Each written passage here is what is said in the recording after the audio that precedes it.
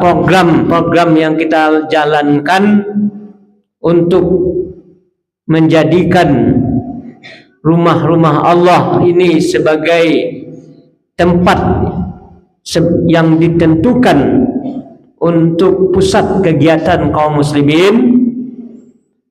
Pertama, gerakan subuh berjamaah ini, kemudian juga kepedulian kita terhadap Gaza dan Palestina seperti yang tadi sudah dimulai disampaikan oleh Ustaz Arnold.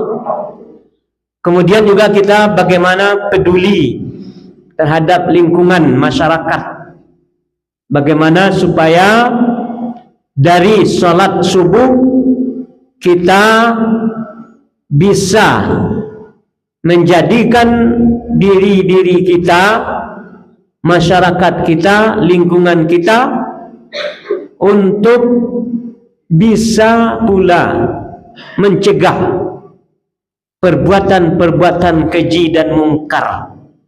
Karena sholat, berhasil tidaknya sholat kita adalah ketika sholat itu sebagaimana dikatakan Allah, inna sholata tanha anil fahsya'i wal munkar.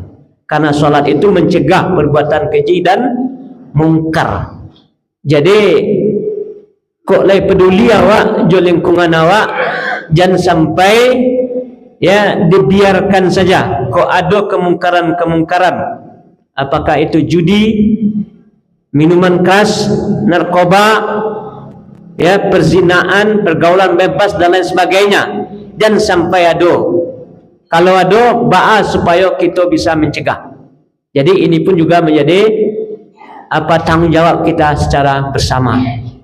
Kemudian Bapak Ibu yang berbahagia, program kita berikutnya adalah sekarang kan sudah masuk bulan Zulqa'dah, sebentar lagi bulan Zulhijjah. Ya, bulan Zulhijjah itu ada hari raya Idul Adha, hari raya korban. Ya, nah kita di Sajiko tentu banyak juga berkorban Pak ya. Tahun yang petang tentu ibu. Nah, itu memang didasarkan atas firman Allah Subhanahu wa taala. Tadi kita baca surat Al-Kautsar, inna a'tainakal kautsar. Sungguh kata Allah, kami sudah memberikan kepadamu Al-Kautsar. Ya, makna Al-Kautsar itu ya secara umum bisa berarti nikmat yang banyak. Dan secara khusus ada juga telaga Al-Kautsar yang diberikan Allah kepada Rasulullah SAW, dan kita sebagai umatnya nanti di hari kiamat, di hari akhirat, di mahsyar, siapa yang meminum telaga Rasulullah ini, Al-Kautsar ini, maka tidak akan merasakan haus selama-lamanya. Jadi itu nikmat. Bapak Ibu, karena nikmat itu sudah banyak diberikan, maka dua diperintahkan. Fasholli li rabbika, salat semata-mata karena Allah, karena Rabbmu. Yang kedua, wanhar, berkorbanlah.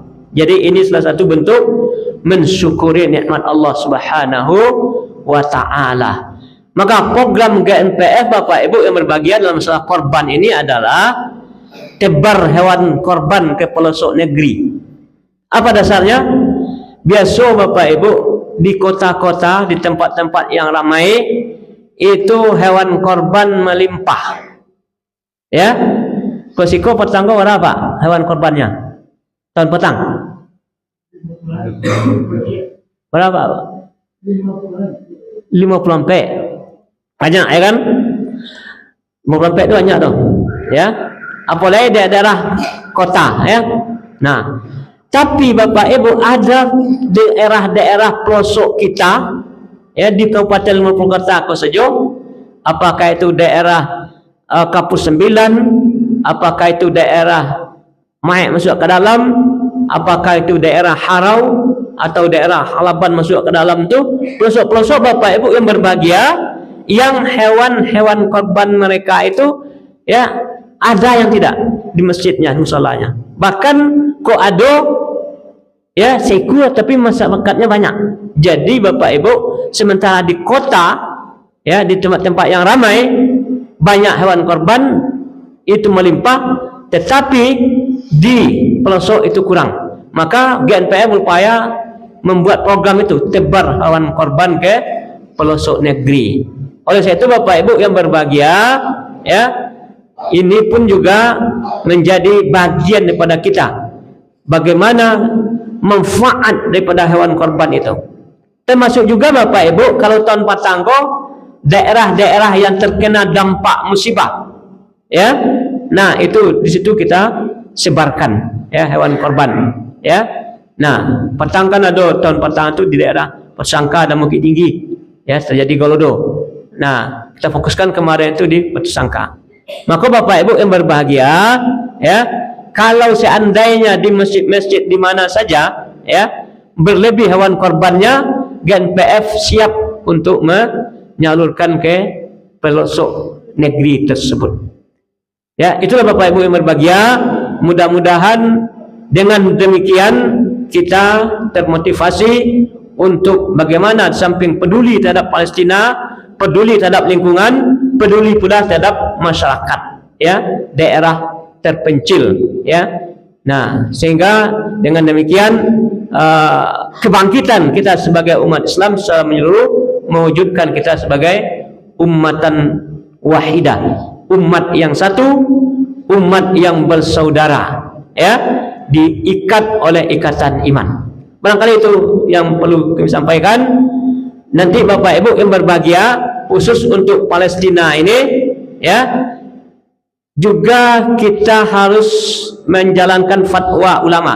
Itu di buletin itu ada juga yang disebutkan ya, bagaimana pedulinya kita terhadap Palestina ya. Di antaranya juga ada fatwa MUI boikot produk-produk Israel ya, jangan dibeli yang bersumber daripada Israel atau yang menyokong Israel. Karena ketika Bapak Ibu Bali itu keuntungan sebagiannya ya nyerahkan untuk Israel, dan di Israel akan digunakannya untuk membunuh saudara-saudara kita di Gaza, Palestina.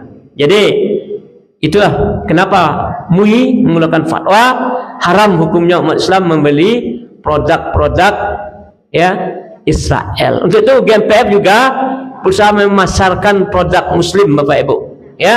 Nah nanti ibu-ibu kebutuhan rumah tangga itu banyak sabun-sabun, karena itu banyak ya. Nah banyak produk itu yang dari Israel atau berafiliasi ke Israel, membantu Israel. Nah maka salah satu program kita juga menyebarkan produk Muslim. Jadi biko ada di halaman itu ibu-ibu ya yang perlu nanti coba lihat, jangan sampai ya dibeli juga produk Israel, beralihlah ke produk Muslim.